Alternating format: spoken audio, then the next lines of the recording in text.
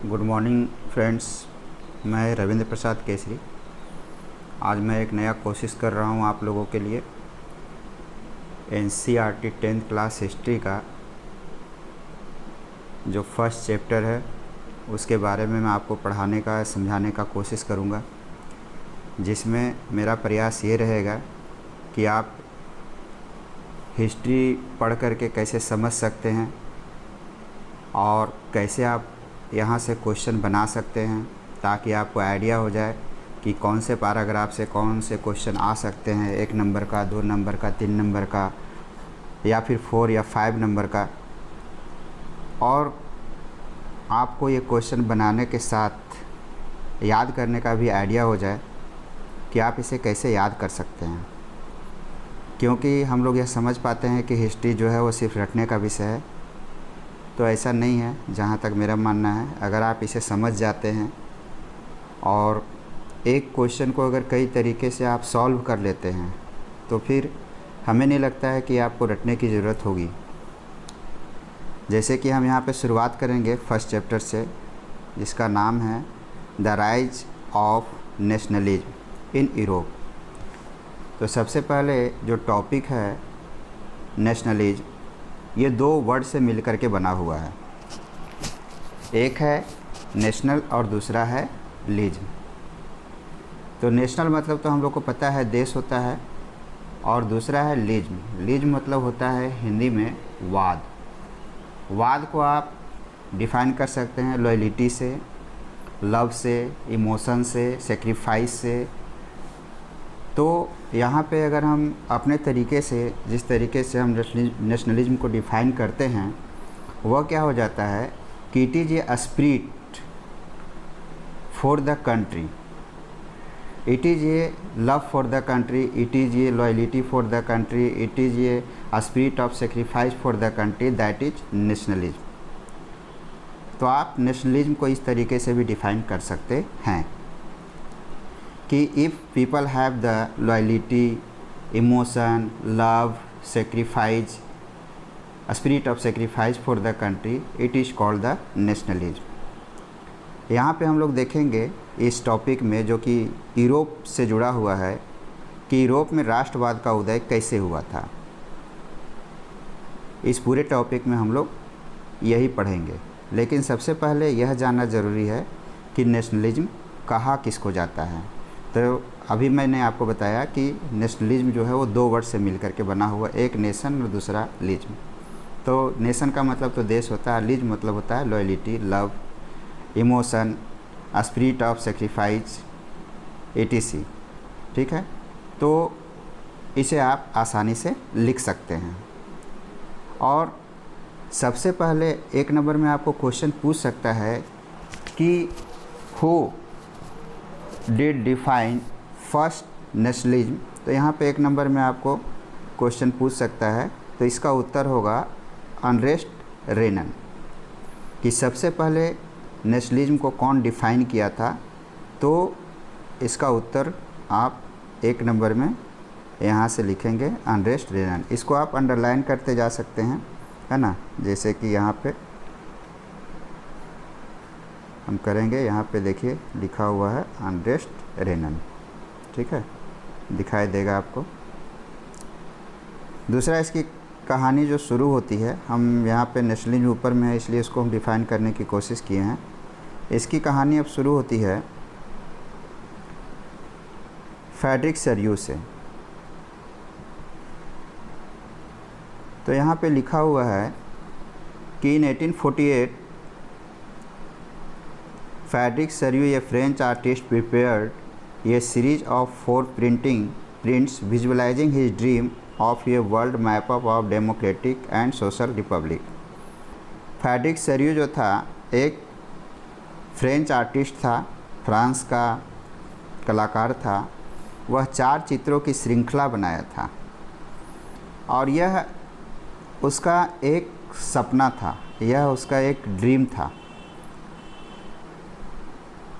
इसको ड्रीम इसलिए कहा गया है क्योंकि जिस समय यह चित्र ये बना रहा था, उस समय पूरे यूरोप में जो शासन था वो था मोनार्चिकल सिस्टम, मोनार्चिकल सिस्टम या इसी को बोला जाता है ऑटोक्रेटिक, राजतंत्र बोलते हैं इसको हिंदी में। राजतंत्र में क्या होता है, कैसे इसको डिफाइन करेंगे, तो वहाँ पे जो सिलेक्शन तो खैर होता ही नहीं है, where people become the ruler on the basis of hereditary, जहाँ पे लोग वंशवाद के आधार पे शासक बनते हैं, उसको बोलते हैं हम या तो मोनार्ची बोल सकते हैं या फिर आप ऑटोक्रेटी बोल सकते हैं।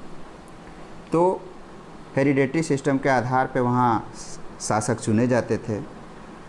तो जिस समय फ्रेडरिक सरू यह चित्र बना रहा था, उस समय पूरे यूरोप में या फिर तो कहिए पूरी दुनिया में एक ही फॉर्म ऑफ सिस्टम था, एक ही फॉर्म ऑफ रूलिंग था, और वो था ऑटोक्रेसी, जिसको हम मोनार्ची भी बोलते हैं।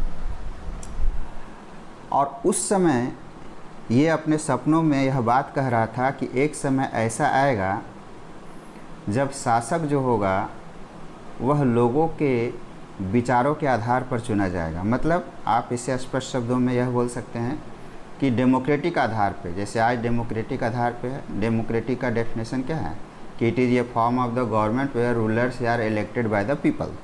आज जो है शासक किसके द्वारा चुने जाते हैं, लोगों के द्वारा चुने जाते हैं। लेकिन उस ज़माने में इस तरह का बात करना एक पागलपंथी था, या फिर ये हो बोल सकते हैं कि बहुत ऊंची सोच थी।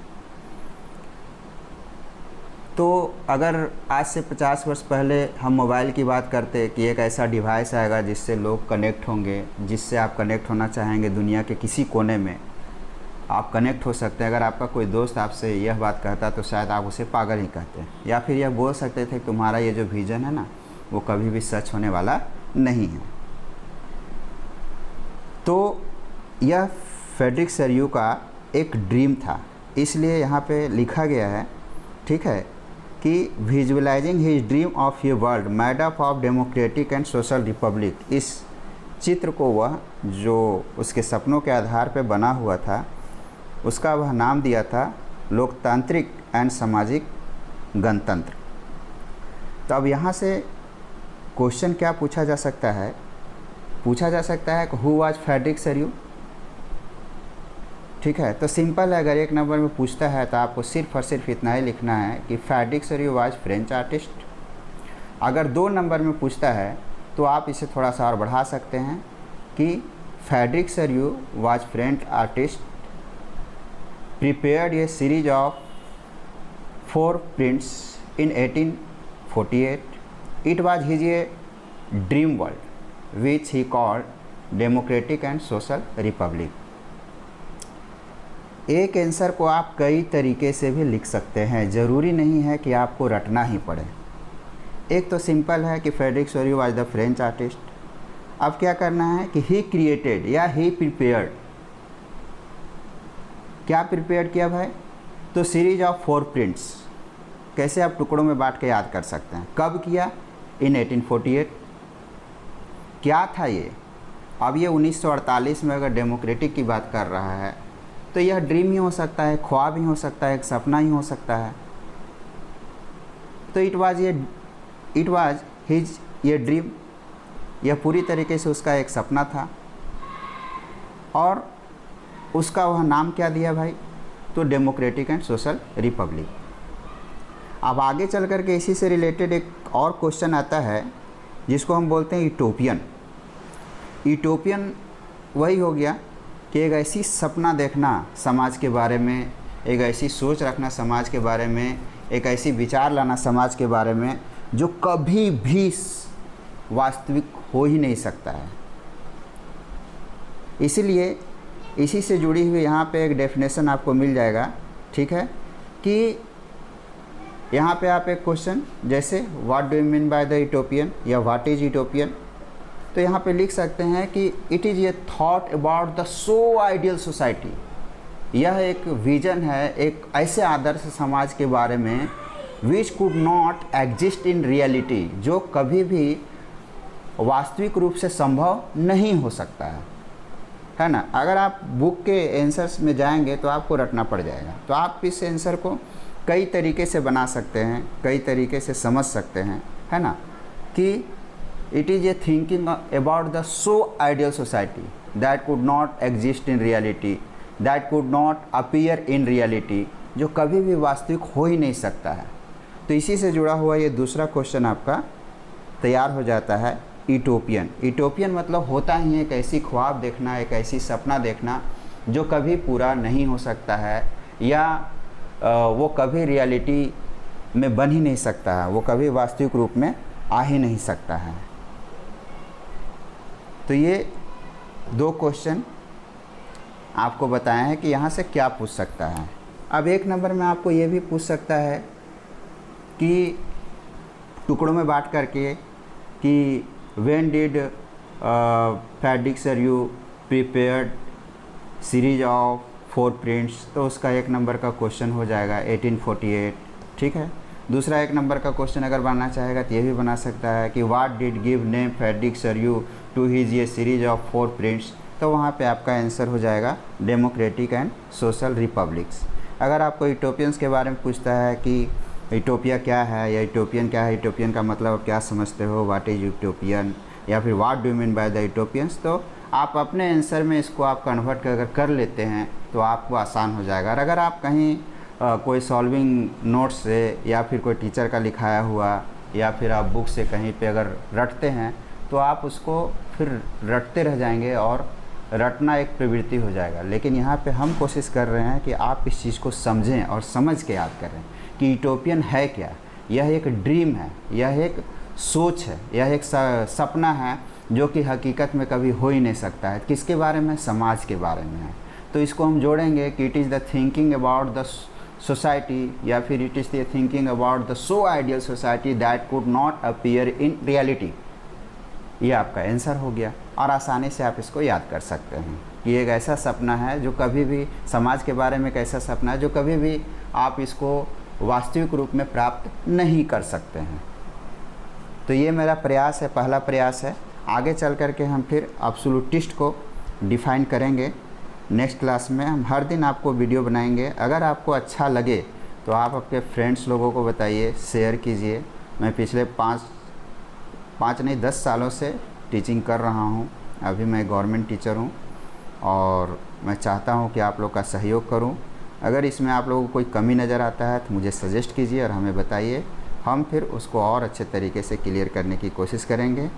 आप कमेंट बॉक्स में अगर कोई प्रॉब्लम होता है तो उसे भी आप लिखेंगे और हमें बताएंगे तो हम उसे सॉल्व करने की कोशिश करेंगे। Thank you.